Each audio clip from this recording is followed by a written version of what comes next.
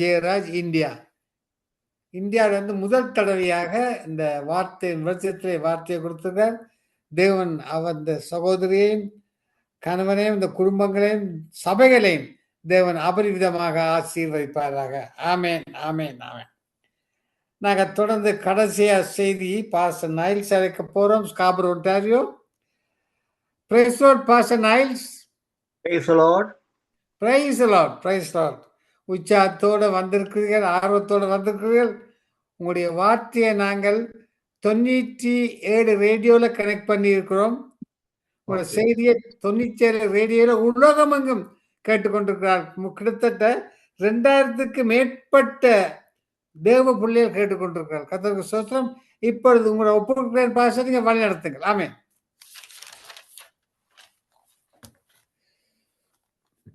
இப்பொழுது சங்கமம் தமிழ் கிறிஸ்தவ வானொலி மூலமாக வாஞ்சியோடு வார்த்தைகளை கேட்கிறதான யாவருக்கும் மீட்பராக இயேசு கிறிஸ்துவின் வெளியேறப்பெற்ற நாமத்திலே அங்கே வாழ்த்துதல் சொல்லுகிறேன். அவருடைய கிருபையின் ஆசீர்வாதத்தையும் வாழ்த்துக்களையும் உங்களுக்கு நான் சொல்லுகிறேன். துன்ப நேரங்களில் நாம் சந்தோஷமாய் இருப்பதற்கு தேவன் தாமே நாம் எல்லார் மேலும் கிருபை செய்வாராக. கர்த்தர் நல்லவர். பிதாக்களின் காலம், மோசேயின் காலம், கிறிஸ்துவின் காலம் என்று நாங்கள் அறியும் பொழுது இன்றைக்கு வாழக்கூடிய இந்த வாழ்க்கை என்பது கிறிஸ்துவின் காலமாயிருக்கிறது. இதற்கு நாம் கிருபையின் காலம் என்றும் சொல்லலாம். தேவனுடைய கிருபை அதிகமாக அவர் வெளிப்படுத்துகிற காரியமாய் இருக்கிறது. தேவனுடைய கிருபை நம்மேல் இருப்பதினால் ஒரு அடையாளமாக தம்முடைய ஒரே பேரான குமாரனாகிய இயேசு கிறிஸ்துவை நமக்காக அவர் ஒப்பு கொடுத்தார்.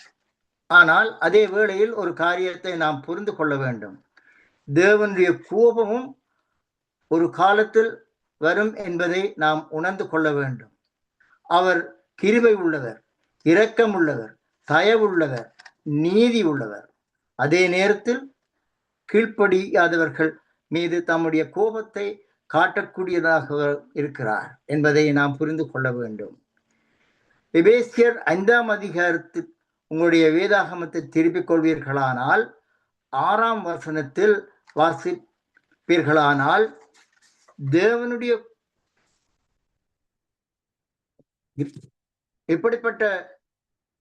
இப்படிப்பட்ட நிமித்தமாக, அதாவது பாவம் செய்வதன் நிமித்தமாக 5வது வசனத்தில் விக்கிராராதனை என்று சொல்லுகிறார். இந்த பாவம் செய்வதன் நிமித்தமாக, அப்போ இந்த பாவம் செய்கிறவர்கள் கீழ்ப்படியாமையின் பிள்ளைகள். அப்படி அவர்கள் யார் என்றால் தேவனுடைய சட்டத்துக்கு விரோதமாய் நடக்கிறவர்கள், கீழ்ப்படியாதவர்கள், சத்தியத்துக்கு கீழ்ப்படியாதவர்கள். இந்த கீழ்ப்படியாத பிள்ளைகளிடத்தில் தேவ கோபாக்கினை வரும், தேவனுடைய கோபம் வரும். இதனை தெளிவாக சொல்லுகிற பொழுது கொலோசியர் 3ஆம் அதிகாரத்தில் உங்களுடைய வேதாகமத்தை திருப்பிக் கொள்வீர்களானால் கொலோசியர் 3:6, அதாவது 3ஆம் அதிகாரம் 6ஆம் வசனம் சொல்லுகிறது, இவைகளின் பொருட்டே இந்த 5ஆம் வசனத்தில் பாவங்கள் எல்லாம் சொல்லுகிறார். இப்பொழுது 6வது வசனத்தை வாசியுங்கள். ஒரு வேளை இன்றைக்கு அவர் கிருபை பாராட்டுகிறார். பூமியில் உள்ள ஒவ்வொருவரும் மனம் திரும்ப வேண்டும் என்பது தேவனுடைய சித்தமாயிருக்கிறது. அதற்கு கிருபை பாராட்டுகிறார். தமது குமாரனையே அவர் ஒப்பு கொடுத்தார், அன்பு கூறுகிறார், தயவு போராட்டுகிறார். இதனால் அதே நேரத்தில் கீழ்ப்படியாதவர்கள், சத்தியத்தின்படி வாழாதவர்கள் ஒரு காரியத்தை குறித்து யோசிக்க வேண்டும். தேவ கோபாக்கினை என்று ஒன்று வரும். தேவனுடைய கோபம் என்று ஒன்று வரும் என்பதை நாம் புரிந்து கொள்ள வேண்டும். அவருடைய கோபாக்கினை எப்போது வரும்? எபிரேயர் 10ஆம் அதிகாரம் 27ஆம் வசனத்தை நாங்கள் பார்ப்போமா இருந்தால், நியாய தீர்ப்பு வரும் என்று பயத்தோடு எதிர்பார்த்தாலும் விரோதிகளை பட்சிக்க கோபாக்கினையும் இருக்கும். உண்மையாகவே தேவனுடைய கோபம் என்பதை இயேசு கிறிஸ்துக்குள் வாழக்கூடிய நாம் முதலாவது புரிந்து கொள்ள வேண்டும். கர்த்தராகிய இயேசு கிறிஸ்து நம்மை நியாயம் தீர்க்கும் பொழுது 2 காரியங்கள் அங்கே நடைபெறக்கூடியதாக இருக்கிறது. கீழ்ப்படியாதவர்கள் கீழ்ப்படுகிறவர்கள் பரலோகத்திற்கு போவார்கள், கீழ்ப்படியாதவர்கள் மேல் தேவ கோபாக்கினை அதனை யாராலும் தடுக்க முடியாது. சில வேளைகளில் மனிதர்கள் கூட நாம் கோபப்படுகிறோம். மனிதர்களுடைய கோபம் தேவனுடைய நீதியை நடப்பிக்க மாட்டாதே என்று வசனம் கூறுகிறது. இந்த கோபாக்கினை நின்று நீங்களாகி போகவே முடியாது. ஆனால் இந்த நியாய தீர்ப்பில் தேவனுக்கு முன்பாக கிறிஸ்துவுக்குள் இருக்கிற நாம் சில காரியங்கள் செய்ய வேண்டும். பழைய ஏற்பாட்டில் ஒரு சம்பவம் நடந்ததை நாங்கள் பார்க்கலாம். பழைய ஏற்பாட்டில் எண்ணாகமம் புத்தகத்தில் திரும்புவோம். எண்ணாகம் 16ஆம் அதிகாரத்தில் ஒரு சம்பவம் குறித்து அங்கே சொல்லப்படுகிறது. இஸ்ரவேல் மக்கள் வனாந்திரத்தில் அவர்கள் பயணப்பட்டு வரும்போது முறுமுறுத்து கொண்டிருப்பார்கள். தேவனுக்கு விரோதமாக அங்கே ஏதாவது ஒரு காரியத்தை செய்து கொண்டே இருப்பார்கள். எண்ணாகம் 16ஆம் அதிகாரம் 1ஆம் வசனத்திலிருந்து நீங்க வாசித்துக் கொண்டு போனீர்களானால், கோராகு, சாத்தான், ஆபிராம், ஓன் எப்படியானவர்கள் அங்கே போதிய அளவு அல்லது அதிக அளவு அவர்கள் கலாட்டா செய்து குழப்புறவர்களாக இருந்தார்கள். இவர்கள் ஒரு குரூப் சேர்த்து கொண்டு தேவன் மோசேயுடனும் ஆரோனுடனும் மட்டும்தான் பேசுவாரா, எங்களுடன் பேச மாட்டாரா என்று சொல்லி கலகம் பண்ணினார்கள். தேவனுடைய கோபம் அங்கே வெளிப்பட்டது. நாம் 16ஆம் அதிகாரம் நீங்க அந்த வசனங்கள்ல 32, 33, 35ஆம் வசனங்கள்லேயே நீங்கள் அவற்றை பார்க்கலாம். இந்த குரூப் சேர்ந்து கொண்டு பிரச்சனை பண்ண போது தேவனுடைய கோபம் அங்கே வெளிப்பட்டது. பூமி பிளந்து அவ்வளவு பேரும் உள்ளே இறந்து போனார்கள் அல்லது காணாமல் போய்விட்டார்கள். எண்ணாம் 16ஆம் அதிகாரம் 1 வாசிப்பீர்களானால் உங்களுக்கு இவை யாவையும் அங்கே விளக்கமாக இருக்கிறது. இங்கே இறந்து போன உடனே இதை பற்றி மக்களுக்கு மிகவும் கவலை உண்டானது. எண்ணாம் 16ஆம் அதிகாரம் 41ஆம் வசனத்தில், நீங்கள் கர்த்தருடைய ஜனங்களை கொன்று போட்டீர்கள் என்றார்கள்.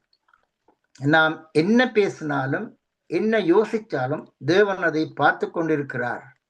நாம் 16ஆம் அதிகாரம் 45ஆம் வசனத்துல, ஒரு நிமிஷத்தில் அவர்கள் ஜனங்களை அதமாக்குவேன் என்பதாக சொல்லுகிறார். ஏனென்றால் இவர்கள் குழப்பக்காரர்களாக இருந்தபடினால் அது தேவனுக்கு பிரியமில்லாமல் இருந்தது. வாதை மூண்டது. சில நேரத்தில் மனிதர்கள் தாம் நினைப்பது சரி என்று நினைக்கிறார்கள். சபையிலும் சரி, குடும்பத்திலும் சரி, நம்முடைய தனிப்பட்ட கோபத்தை வைத்து அதை மற்றவர்களோடு அங்கே அதை வெளிக்காட்டக்கூடாது. அது தேவனுக்கு சித்தமா? வாதை தொடங்கிவிட்டது. அபிராம், கேராகு, குரு அந்த இடத்திலே அவர்கள் செய்த குழப்பத்தின் நிமித்தமாக அந்த இடத்தில் தேவன் ஒரு அழிவை உண்டாக்குகிறார். அதாவது வாதை உண்டாவதற்கு ஓடு சேர்த்து இந்த பூமி பிளந்து அவர்களை விழுங்குறதாக காண்கிறோம். அங்கே 250 பேர் செத்தார்கள் கோராகோடு சேர்ந்து. ஆனால் மோசே சொன்னது போல அங்கே மோசே உடனடியாக அங்கே ஆரோனுக்கு கட்டளையிடுகிறார், நீ இவர்களை தப்புவிக்கிறதுக்கு வழி செய்ய வேண்டும். ஆரோன் தூபகலத்தை நெருப்பை போட்டு ஜனங்களுக்குள்ளே ஓடிவா அல்லது ஜனங்களுக்குள்ளே ஓடிப்போ என்று அங்கே எண்ணாகம் 16ஆம் அதிகாரம் 47வது வசனத்திலே நீங்கள் பார்க்கிறீர்கள். தூபகலசத்தில் அக்னியை போட்டு அதன் மேல் தூபவர்க்கத்தை போட்டார்கள், பாவ நிவர்த்தி செய்தார்கள், வாதை நின்று போயிற்று. இங்கே 16ஆம் அதிகாரம் 48ஆம் வசனத்தில் இவ்வாறு சொல்லப்பட்டிருக்கிறது. கோராகின் காரியத்தின் நிமித்தம் செத்தவர்களை விட அந்த வாதையினால் செத்தவர்கள் 14,700 பேர் என்று நீங்கள் வேதாமத்திலே நீங்கள் காணக்கூடியதாயிருக்கும். இந்த நிகழ்வில் நாம் என்ன கற்றுக்கொள்கிறோம்? பழைய ஏற்பாட்டில் சொல்லக்கூடிய ஒவ்வொரு நிகழ்வும் நமக்கு ஒரு நிழலாக இருக்கிறது, புதிய ஏற்பாட்டில் அங்கே வருகிறது என்பதை நாங்கள் புரிந்து கொள்ளலாம். இன்று ஒவ்வொரு நாளும் சரீர பிரகாரமான மரணங்கள் அதிகப்படியாக உலகத்தில் நடக்கின்றது. ஒரு பக்கம் தேவனை விட்டு விலகும்படி பாவத்தினால் வரக்கூடிய ஆவிக்குரிய மரணம் என்பது அதிகமாக பெருகி இருக்கிறது. அதாவது தேவனுடைய சித்தத்துக்கு அடங்கி நடக்காதபடி தேவனுக்கு அங்கே கீழ்ப்படியாமல் நடக்கிறதுனால் அநேகர் ஆவிக்குரியவர்கள் அல்லது ஆலயத்துக்கு போறவர்கள் என்று சொல்லப்பட்டவர்கள் இறக்கிறார்கள். தேவனை விட்டு பிரிந்து போகக்கூடிய இந்த ஆவிக்குரிய அதிகமாக பெருகிக் கொண்டே போகிறார்கள். அவர்கள் இந்த மரணத்திலே ஆளாகிறார்கள். ஆவிக்குரிய மரணம் அடைந்தவர்கள், அதாவது பாவத்தில் மரித்தவர்கள், பூமிக்குரிய பிரகாரம் அவர்கள் மறிக்கும் போது அவர்கள் வேதனைக்குரிய இடத்துக்கு போகக்கூடியவர்களாகிறார்கள். அதாவது அவர்கள் பரிசுத்தமாக இல்லாதபடியினாலே அவர்கள் நியாய தீர்ப்பிலே அவர்களுக்கு நரகத்துக்கு அவர்கள் போவார் என்பது வேதம் தெளிவாக சொல்லுகிறது. இன்று கிறிஸ்துவுக்குள் வாழ்கிறதான நாம் இதை கவனிக்க வேண்டும். யார் எப்படியும் வாழ்ந்துட்டு போகட்டும், நமக்கென்ன என்று இருக்கக்கூடாது. அந்த ஆத்மாக்களில் நாம் கவனம் செலுத்த வேண்டும். இயேசு தமது ஊழிய நாட்களில் இந்த மக்களை பார்த்தார். இந்த மக்களிடத்தில் போய் பழகினார். மத்தேயு 9:36 நாங்கள் பார்த்தோமாயிருந்தால், அவர் திரளான ஜனங்களை கண்டபோது அவர்கள் போய் அவர்கள் மேய்ப்பனில்லாத ஆடுகளைப் போல தொய்ந்து போனவர்களும் சிதறப்பட்டவர்களுமாய் இருந்தபடியினால் அவர்கள் மேல் மனதுருகி அவர்களை கவலையோடு பார்த்ததாக நாங்கள் அந்த வேதத்திலே நாங்கள் பார்க்கிறோம். அவர்கள் எந்த ஊரை சேர்ந்தவர்கள், என்ன படிச்சிருக்கிறார்கள், வேலைக்கு போனார்களா, எந்த சமுதாய பின்னணியை சேர்ந்தவர்கள், அதனை அங்கே பார்க்கவில்லை. அவர்களின் ஆத்மாவின் நிலைமை என்ன? அவர்கள் தொய்ந்து போகிறார்கள், மேய்ப்பன் இல்லாதவர்கள் என்று தேவனை விட்டு விலகி ஆவிக்குரிய மரணம் அடைந்தவர்கள் ஏராளம். பிரியமானவர்களே, இன்று உலகத்திலே பாவத்தினால் தேவனை விட்டு விலகி ஆவிக்குரிய மரணம் அடைந்தவர்கள் அநேகர். அதாவது அவர்கள் கிறிஸ்துவில்லாமல் மரித்தவர்களாக காணப்படலாம். பாவத்தின் சம்பளம் மரணம். ரோமர் 6:23 நாங்கள் பார்க்கலாம். தேவனை விட்டு விலகி போனவர்கள் உயிரோடு தான் இருப்பார்கள், ஆனால் ஆத்மாவிலே செத்து போனவர்கள், அவருடைய ஆத்மா பரிசுத்தமாக இருக்க முடியாது. கோடிக்கணக்கான எத்தனை மக்கள் ஆவிக்குரிய பிரகாரம் மரித்து கொண்டிருக்கிறார்கள். இங்கே ஒரு விடயம் என்னவென்றால், ஆத்மாவிலே மறுத்தவர்கள் வசனங்களை கேட்டு மனம் திரும்பாம கூடிய வாய்ப்புகள் உண்டு. அந்த ஆத்மாவில் மறுத்தவர்கள் பாவத்தில் மறுத்தவர்கள் சரீர பிரகாரமாக மறுத்து விட்டால் அவர்கள் மனம் திரும்பாமல் மறுத்து விட்டார்கள். மனம் திரும்ப வாய்ப்பே கிடையாது என்று சினப்பத்திரிகைகள், ரேடியோ நியூஸ்லே நீங்கள் பார்ப்பீர்களாயிருந்தால் ஆங்காங்கே யுத்தங்கள், விபத்துக்கள், எத்தனை பேர் மறுத்து கொண்டிருக்கிறார்கள். இதனை பார்க்கும் பொழுது ஒரு கிறிஸ்தவர்களாய் ஒரு காரியத்தை செய்ய கடமை உள்ளவர்களாய் இருக்கிறோம். எங்களுக்கு ஒரு கடமை உண்டு. வாதை தொடங்கின போது மோசே ஒரு வார்த்தை சொன்னார்.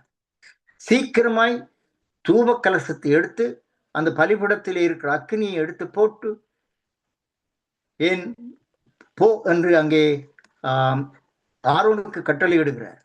ஏன் இந்த வார்த்தையை சொல்கிறார் என்றால், அவசரமாய் போ என்று சொல்லுகிறார். அந்நிய அக்னி எடுத்து போடப்பட்ட பலிபீடத்திலிருந்து அக்னி எடுத்து போட்டு போ, ஜனங்களுக்குள்ளே பாவ நிவர்த்தியை செய் என்று அங்கே ஆரோனுக்கு அவர் கட்டளையிடுகிறார். கிறிஸ்துவுக்குள் பிரியமானவர்களே, இன்று நீங்களும் நானும் யாராக இருக்கிறோம்? ஆசாரியர்களாய் இருக்கிறோம். அதாவது நாங்கள் ரட்சிக்கப்பட்டு பரிசுத்தாவிக்குள்ளே பரிசுத்தமாக நடக்கும் பொழுது நாங்களும் ஆசாரிய காரியங்களை நாங்கள் செய்ய வேண்டி இருக்கிறது. இது இங்கே 1 பேதுரு 2:9 உங்களால் வாசிக்கக்கூடியதாக இருக்கு. நாங்கள் எல்லாரும் ஆசாரியர்களாக இருக்கிறோம். வசனத்தில் இப்படியாக நாங்கள் வாசிக்கிறோம். தெரிந்து கொள்ளப்பட்ட சந்ததியாயும் ராஜரீகமான ஆசாரிய கூட்டமாயும் இருக்கிறீர்கள் என்று வேதம் சொல்லுகிறது. அதனாலே நாங்கள் தெரிந்து கொள்ளப்பட்டவர்கள், மனம் திரும்பினவர்கள், பரிசுத்தத்துக்கு அழைக்கப்பட்டவர்கள், அதே நேரத்தில் பரிசுத்தமாக வாழும் பொழுது ஆசாரிய கூட்டமாக இருக்கிறோம். எங்கள் மேல் ஒரு கடமை உண்டு. நம் கண் முன் பல மக்கள் ஆவிக்குரிய மரணம் அடைகிறார்கள். இங்கே நான் ஆவிக்குரிய மரணம் என்று சொல்லும் பொழுது அவர்கள் ஆலயத்துக்கு போகிறார்கள், எல்லாவற்றையும் செய்கிறார்கள், ஆனால் அவர்களுக்கு பரிசுத்தம் காணப்பட முடியாது. ஆவிக்குரிய மரணம் அடைந்தவர்கள் சரீர பிரகாரமாக மரித்துக் கொண்டிருக்கிறார்கள். இப்பொழுது இவர்களின் ஆத்மா நியாய தீர்ப்புக்கு பரலோகம் போகுமா? கீழ்ப்படியாருடைய ஆத்மா பரலோகம் போகுமா?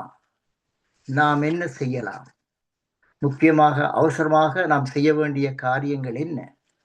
ஆரோனும் ஆசாரியர்களும் சீக்கிரமாய் ஜனங்களுக்குள்ளே ஓடி, அதாவது பிரயாசப்பட்டு, இந்த வாதை தேவனுடைய கோபம் அவர்கள் மேல் வராதபடி, தேவ கோபாக்கினை ஜனங்கள் மேல் வராதபடி 3 காரியங்களை செய்தார்கள். இன்றைக்கு கிறிஸ்துவுக்குள் இருக்கிற நாம் செய்ய வேண்டிய காரியம் அவற்றிலே காணப்படுகிறது. முதலாவது, இந்த சத்தியத்தை அறியாத மக்களுக்கு சுவிசேஷத்தை நாம் கற்றுக் கொடுக்க வேண்டும். நான் தயார் பண்ணி கொண்டிருக்கும் பொழுது இந்த வானொலியை பற்றி நான் மிகவும் சந்தோஷப்பட்டேன். எத்தனையோ லட்சங்களுக்கு இந்த வசனங்கள் எவ்வளவு திருப்தியாக இந்த நிறுவனம் செய்கிறது. இவர்கள் ஆசீர்வதிக்கப்பட வேண்டிய, இங்கே வேலை செய்கிறவர்களும் ஆசீர்வதிக்கப்பட வேண்டியவர்கள். ஆண்டவராகிய இயேசு கிறிஸ்து சொன்னார், நீங்கள் புறப்பட்டு போய் உலகம் முழுவதும் சுவிசேஷத்தை சொல்லுங்கள், சகல ஜாதிகளையும் சீசுராக்குங்கள், பிதா குமாரன் பரிசுத்தாவியின் நாமத்தில் அவர்களுக்கு ஞானஸ்நானம் கொடுங்கள், அப்பொழுது புறப்பட்டு போங்கள், இப்பொழுதே புறப்பட்டு போங்கள். Go and preach. மோசே ஆரோனிடம் சொல்லுகிறார். எனக்கு ஆரோன் சொல்லவில்லை, எனக்கு அங்கே குடும்ப வேலை இருக்கு, வீட்டு வேலை இருக்கு, அப்படியான ஏதாவது சாட்டு போக்கு சொல்லவில்லை. மோசே ஆரோன் 2 பேருக்கும் ஆத்ம தாகம் இருந்தது. எப்படி செத்து போறாங்க என்ற பரிதாபம், இவங்க மரணத்தை நிறுத்தணும் என்ற ஒரு வேதனை. இன்றைக்கு கிறிஸ்துவுக்குள் இருக்கிற நமக்கு எவ்வளவு அப்படியான சிந்தனை அல்லது அப்படியான கவலை இருக்க வேண்டும், யோசித்து பாருங்க. ஏனெனில் நாம் முடிந்தவரை அந்த ஆத்ம தாகம் உள்ளவர்களாய் சரீர பிரகாரமாக, ஒரு மனிதன் மரிக்கும் முன்னே அவர்கள் பாவத்தில் இருக்கிறார்கள் என்ற உணர்வோடு சத்தியத்தை, கிறிஸ்துவின் சுவிசேஷத்தை அவர்களுக்கு சொல்ல வேண்டும். அதாவது இதை நாங்கள் வேகமாக சொல்ல வேண்டும். இன்றைக்கு உலகத்திலே நீங்கள் காண்கிற காரியம் அனைத்தும் ஆண்டவருக்கு பிரியமில்லாத அல்லது அங்கே கிறிஸ்தவனாக வாழ முடியாத நிலைக்கு உலகம் தள்ளப்பட்டு கொண்டிருக்கிறதை நாம் அறிவோம். அவர் ஏன் இந்த உலகத்துக்கு வந்தார்? எப்படி வாழ்ந்தார்? அவர் எப்படி மரணம் அடைந்தார்? அவர் எப்படி அடக்கம் பண்ணப்பட்டார்? இந்த நாளில் அவர் உயிர்த்தெழுந்தார். அந்த உயிர்த்தெழுதினால் வரக்கூடிய ஆசீர்வாதங்கள் என்ன? இரட்சிப்பு என்றால் என்ன? இரட்சிப்பு என்றால் அந்த இரட்சிப்பின் மூலமாக ஒரு ஆத்மா இதை பெற்றுக்கொள்கிறது. சபை என்றால் என்ன? புதிய உடன்படிக்கை என்றால் என்ன? இவற்றை எல்லாருக்கும் சொல்ல வேண்டிய கடமை எங்கள் ஒவ்வொருவருக்கும் அங்கே கொடுக்கப்பட்டுள்ளது. நாங்கள் இதற்கு எங்களை தயாராக்க வேண்டும். நாங்கள் தியானத்திலும் ஜெபத்திலும் அங்கே வேதாகமத்தை பற்றி மற்றவர்களுக்கு சொல்லுகிறதிலும் நாங்கள் தெளிந்து கொள்ள வேண்டும். உலகத்தின் கதைகளில் அல்லது மாம்சத்துக்குரிய பேச்சுக்களை அங்கே பேசி எங்கள் ஆத்மாக்களுடைய நேரத்தை வீணாக்குறது அல்ல. தேவையானது இந்த சத்தியத்தை சொல்லுகிறது. அது இன்றைக்கு முக்கியமாக இருக்கிறது. வசனம் இப்படி சொல்லுகிறது. அங்கே 1 கொரிந்தியர் 9ஆம் அதிகாரம் 16ஆம் வசனத்திலே, சுவிசேஷத்தை நான் பிரசங்கித்து வந்தும் மேன்மை பாராட்ட எனக்கு இடமில்லை, அது என் மேல் விழுந்த கடமையாயிருக்கிறது. சுவிசேஷத்தை நான் பிரசங்கியாதிருந்தால் எனக்கு ஐயோ என்று சொல்லுகிறேன். இந்த ஐயோ என்று எப்பொழுது சொல்ல வேண்டும் என்று எங்களுக்கு கலாச்சாரத்திலே தெரியும். அவ்வளவு வேதனைக்குரிய ஒரு காரியம். ஆனால் நாங்கள் அதை அக்கறை இல்லாமல் இருந்தால் எங்களுக்கு ஐயோ, நான் இத்தனை ஆயிரம் பேருக்கு சத்தியம் சொல்லிவிட்டேன் என்று மேன்மை பாராட்ட வேண்டிய அவசியம் இல்லை. அது என் மேல் விழுந்த கடமை அல்ல. நாங்கள் அதை புரிஞ்சு கொள்ளணும். நம்முடன் வேலை செய்பவர்களுக்கு, சொந்தக்காரர்களுக்கு, நண்பர்களுக்கு, நம்மை சுற்றி இருக்கிறவர்களுக்கு நீங்கள் சொன்ன எல்லா நிலையிலும் தப்பாக இருக்கிறவர்களுக்கு நீங்கள் சொல்லுவதற்கு யோசிக்க வேண்டியதே இல்லை. அவர்கள் குறை நினைக்கலாம் அல்லது நிறைவாக அதை ஏற்றுக்கொள்ளலாம். அது எங்களுடைய காரியம் அல்ல. இன்றைக்கு உலகத்தின் மூட நம்பிக்கையான விஷயங்களை எப்படி பரவுகிறது? இன்னும் சொல்ல போனால் சத்தியத்தை தப்பா போதிக்கிறவர்கள் தைரியமா அதை பிரசங்கிக்கிறார்கள். சத்தியத்தை செய்யக்கூடிய நாம் ஏன் வாயை மூடிக்கொண்டு இருக்க வேண்டும்? ஏன் அமைதியாக இருக்க வேண்டும்? உண்மையை உறக்க நாங்கள் சொல்றதுனாலே அநேகருக்கு அது இருதயத்திலே பதியக்கூடியதாக உண்டாகும். சத்தியத்தை சொல்லும் வேலை அது நமது கடமை. கேட்க மாட்டேன் என்று அது அவனது விருப்பம். சொல்ல வேண்டியது நம்முடைய கடமையாயிருக்கிறது. அறிவிக்காவிட்டால் அது எனக்கு ஐயோ என்பதைத்தான் முதலில் நான் உங்களுக்கு சொல்லியிருந்தேன். வாதையை நிறுத்த ஆரோன் போனார், நிறுத்தினாரா? ஜனங்கள் அழிந்து போவார்கள். இது முதற் காரியம். ஒருவேளை சுசேஷத்தினால் கீழ்ப்படிந்த நியாய தீர்ப்பு நாளிலே தேவா கோபாக்கினே அவர்கள் மேலே வராது. நாங்கள் அவர்களை தப்புவிக்கிறோம். நாங்கள் தப்புவிக்க இன்னும் முயற்சி செய்ய வேண்டியதாக இருக்கிறது. ஆகவே சத்தியத்தை சொன்னதினாலே தேவ கோபாக்கினையினின்று தப்புவிக்கிறோம். ஒரு கூட்ட ஜனங்கள் அல்லது பல லட்ச ஜனங்களை நாங்கள் தப்புவிக்கிறோம். அவருடைய இருதயத்தை மனம் திரும்பலுக்கு ஏதுவாக நாங்கள் வழிநடத்துகிறோம். ஒருவர் தப்பிக்கொள்ள ஏதுவாக இருக்கிறது. இது ஒரு காரியம். இரண்டாவது, தூபகலசம் என்பது பழைய ஏற்பாட்டில் சொல்லப்பட்டது, புதிய ஏற்பாட்டில் சொல்லப்பட்டிருக்கிற ஒன்று. அது ஒரு நிழல்.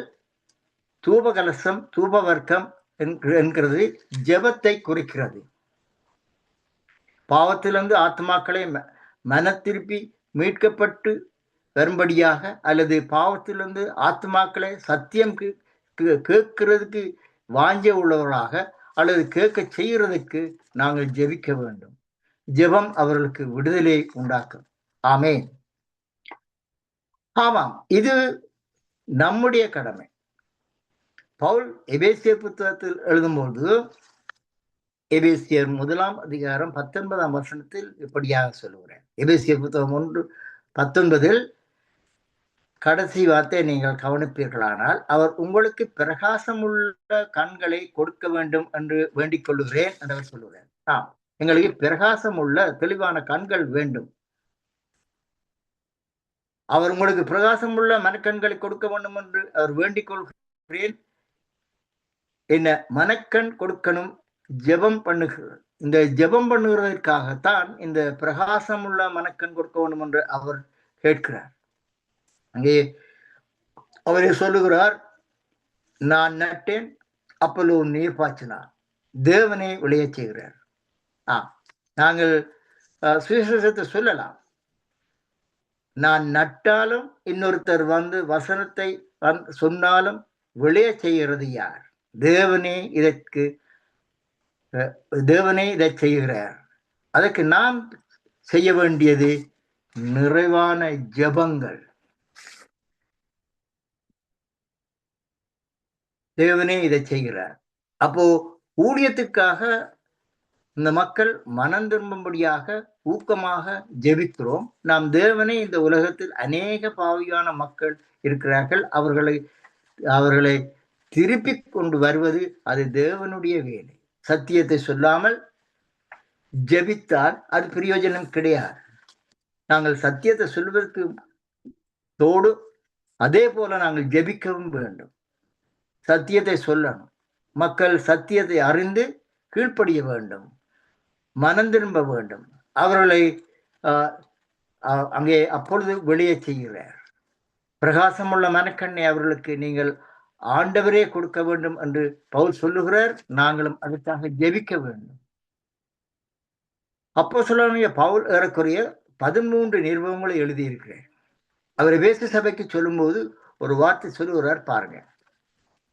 எபேசியர் 6 அதிகாரத்தில் உங்கள் வேதாகமத்தை நாங்கள் திருப்பிக் கொள்வோமானால் எபேசியர் 6:20 நாம் தைரியமா என் வாயை திறந்து சுவிசேஷத்தின் ரகசியத்தை அறிக்கிறதற்கு வாக்கு எனக்கு கொடுக்கும்படி எனக்காக விண்ணப்பிப்பம் பண்ணுங்கள். பாருங்க, அவர் 13 நிருபங்களை எழுதியிருந்தார். அவர் ஒரு நல்ல தரமான ஒரு அப்போஸ்தலன், தேவனால் தெரிந்து கொள்ளப்பட்ட அப்போஸ்தலன், மிகுந்த ஊழியங்களை செய்தவர். ஆனால் அவர் அங்கே தன்னை தாழ்த்துகிறார். அவர் தனக்காக ஜெபிக்க சொல்லுகிறார். நான் ஏற்கனவே சொன்னது போல பல ஆயிரங்களுக்கு நான் ரட்சிப்பு செய்தியை சொன்னேன், அப்படி செய்தேன், இப்படி செய்தேன் என்று சொல்வதல்ல. பவுல் சொல்லுகிறார், நான் தைரியமா என் வாயை திறந்து சுவிசேஷத்தின் ரகசியத்தை அறிவிக்கிறதற்கு அங்கே வாக்கு வல்லமையை கொடுக்கும்படி எனக்காக விண்ணப்பம் பண்ணுங்க என்று அங்கே அவர் மக்களிடம் கேட்கிறார். இன்றைக்கு ஊழியம் செய்யக்கூடிய சில பேர், நம்ம வருஷமா ஊழியம் செய்யக்கூடிய சில பேர், எனக்கு எவ்வளவு வசனம் தெரியும், எனக்கு எவ்வளவு அனுபவம் தெரியும், எனக்கு எவ்வளவு காரியங்களை நான் விளக்கம் சொல்ல முடியும் என்று தங்களுக்குள்ளேயே பெருமையாக கூறி சொல்லுகிறார்கள். ஆனால் பவுல் எவ்வளவு தாழ்மையாக சொல்லுகிறார் பாருங்கள்.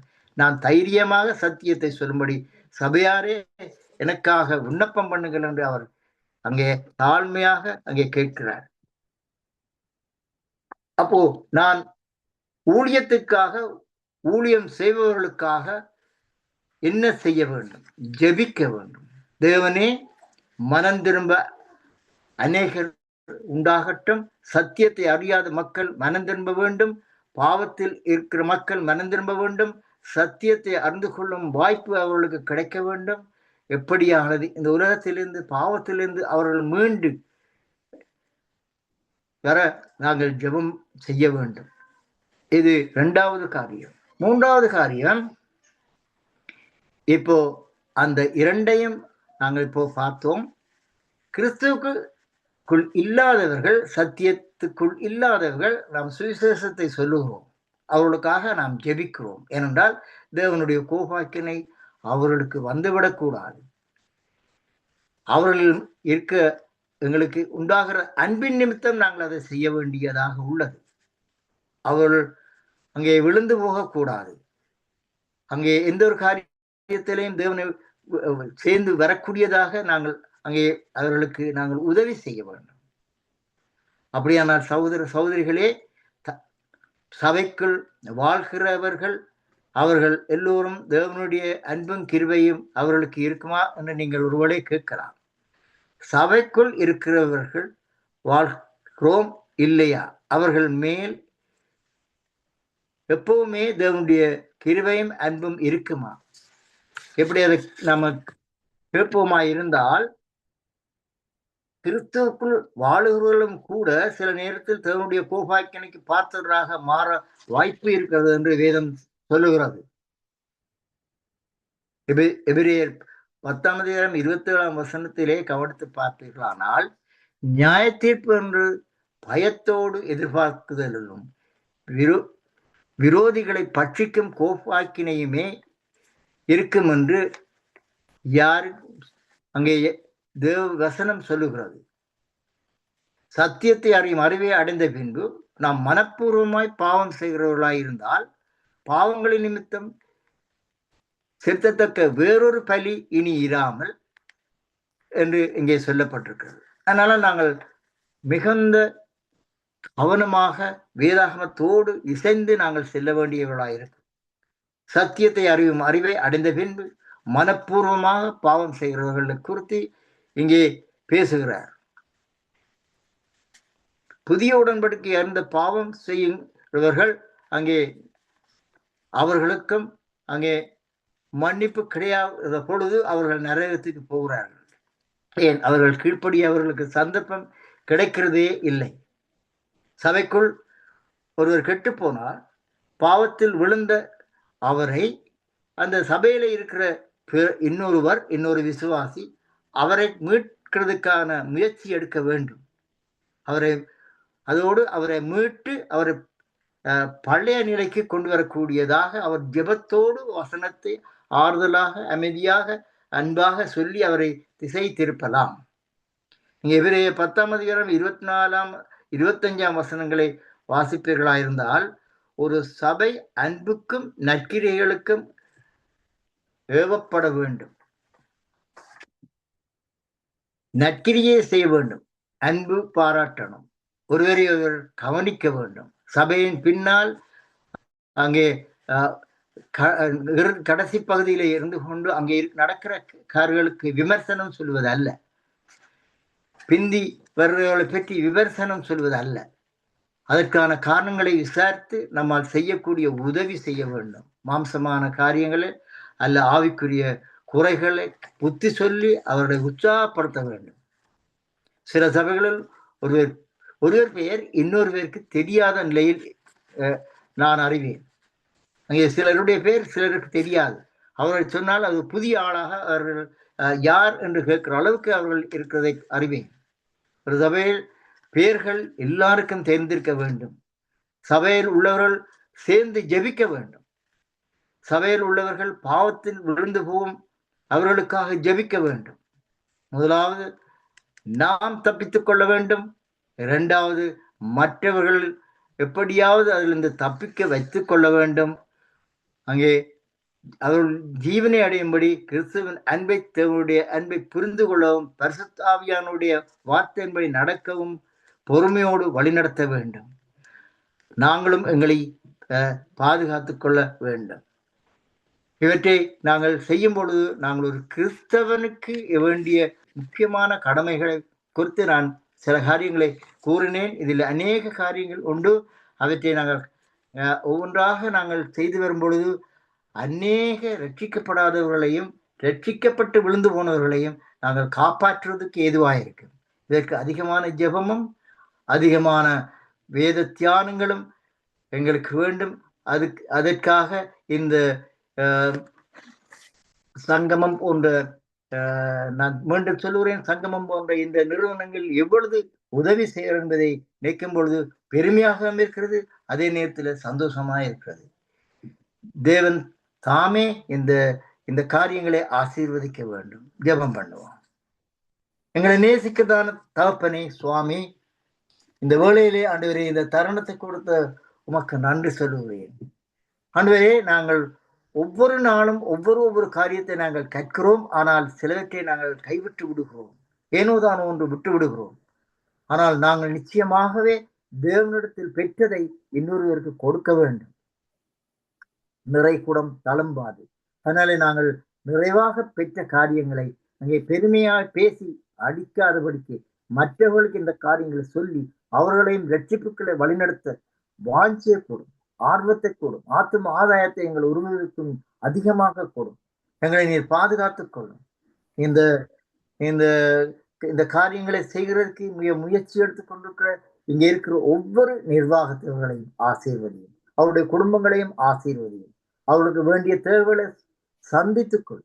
அதுக்கு மேலாக ஆண்டவர் எப்பொழுதும் உமோடு இணைந்து உமக்காக ஊழியம் செய்கிறவர்களுக்கு அங்கே சத்ருவின் போராட்டங்கள் மிகுந்ததாக இருந்தாலும் அந்த எல்லா போராட்டங்களிலும் இதை கேட்டுக்கொண்டிருக்கிறவர்களும் இங்கே இதை நடத்துகிறவர்களும் என்னோடும் கூட இருப்பதாக நீரை ஆசீர்வதியும் காத்துக்கொள்ளும் வழி நடத்தியும் இயேசுவின் நாமத்தில் ஜெபிக்கிறேன் நல்ல பிதாவே. ஆமென். ஆமென்.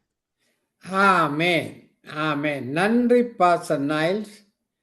இன்றைய நாளில் எபேசியர் 5:6 எடுத்து கீழ்ப்படியாத பிள்ளைகளுக்கு கோவாக்கினை வரும், எல்லோரும் மனம் திரும்ப வேண்டும், கீழ்ப்படிந்தவர் மட்டும்தான் பரலோகம் செல்லலாம். அதாவது முறுமுறுக்கிறவர்கள் கலகம் செய்வதெல்லாம் தேவனு கோப ஆக்கின வந்து பூமி பிளந்து அதற்கு சிறி போவார்கள். அடுத்து இந்த பரிசுத்தமான வாழ்க்கை வாழும்னு சொன்னீங்க. இந்த சத்தியத்தை அறியாத மக்களுக்கு தெரிவிக்க வேண்டும் என்று சொன்னீங்க. அது மிகவும் ஒரு ஆசீர்வாதமான சொல். காரணம் இந்த சங்கம வானொலியும் கூட, சங்கம வானொலி நித்திய வெளிச்சம், வார்த்தையின் வெளிச்சம், சனி ஞாயிற்றுக்கிழமையில் நடக்கிற உபவாச கூட்டங்களில் கூட நாங்கள் தெய்வ செய்தியை கொடுக்கிறோம், பாடலை கொடுக்கிறோம், ஆராதனை செய்கிறோம், கேள்வி பதில் நிகழ்ச்சி, சாட்சிகள், வேதபடம் எல்லாம் நடத்துகிறோம். காரணம், இந்த உலகத்தில் எல்லோரும் மனம் திரும்ப வேண்டும், ஆண்டவரை சொந்த ரட்சராக ஏற்றுக்கொள்ள வேண்டும், வருகையில எல்லோரும் எடுத்துக்கொள்ளப்பட வேண்டும் என்ற தாகத்தோடு வாஞ்சியோடு இந்த சங்கம வானொலி நிலையம் 24 மணி நேரம் செயல்படுகின்றது. அதுக்காக நன்றி. அது மட்டுமல்ல, இந்த செய்தியெல்லாம் 97 ரேடியோ மூலம் இன்றைய நாளில் உங்களோட செய்தியை கூட 2012 பேர் கேட்டுக்கொண்டிருக்கிறாங்க. அதுதான் ஆச்சரியம். கர்த்தருக்கு தோதும். 2012 உலகம் முழுவதும் உள்ள விசுவாசிகள் கேட்டுக்கொண்டிருக்கிறார்கள். அதுக்காக நன்றி சொல்வேன். நல்ல ஒரு செய்தியை கொடுத்து, பிரகாசமுள்ள கண்கள் என்றால் வேதம் வாசிக்கவும் ஜெபம் பண்ண வேண்டும். அதுக்குத்தான் நான் கண்ணை கொடுத்துக்கான்னு சொன்னீங்க. அருமையான வெளிப்பாடை கொடுத்தீங்க பாஸ்டர் நைஸ். மிகவும் ஆசீர்வாதமாக இருந்தது. இந்த செய்தி மறு ஒளிபரப்பிலே போகும்பொழுது அநேகர் கேட்பார்கள், கேட்டு ஆசீர்வாதத்தை பெற்றுக் கொள்வார். கர்த்தர் உங்களை ஊழியங்களை தேவன் ஆசிரியப்பாராக. அது இந்த பந்துஜனுக்கும் எங்கள் நன்றியை தெரிவித்துக் கொள்கிறேன். அவர்தான் அநேக ஊழியர்களை இந்த சங்கம வானொலியை கொண்டு வந்து தொகுத்து தேவனுடைய வார்த்தையை கொடுக்கவும், ரட்சிக்கப்படாத மக்களை ரட்சிக்கவும் அவர் வழிநடத்துகிறார். அவரை தேவன் ஆசிரியப்பாராக. தொடர்ந்து கர்த்தர் உங்களையும் ஊழியங்களையும் உங்கள் குடும்பங்களையும் உங்கள் உற்றார் உறவினர்களையும் பேர பிள்ளைகளையும் தேவன் அபரிவிதமாக ஆசீர்வதிப்பாராக. ஆமேன், ஆமேன், ஆமேன், ஆமேன். தேங்க்யூ. வெல்கம். இதுவரை நேரம் செய்து கொடுத்த பாஸ்டர் நைல்ஸ் காபர் ஒன்டாரியோ. அருமையான ஒரு செய்தி, மறுவழி கேட்டு பாருங்கள். நாங்கள் தொடர்ந்து முடிவு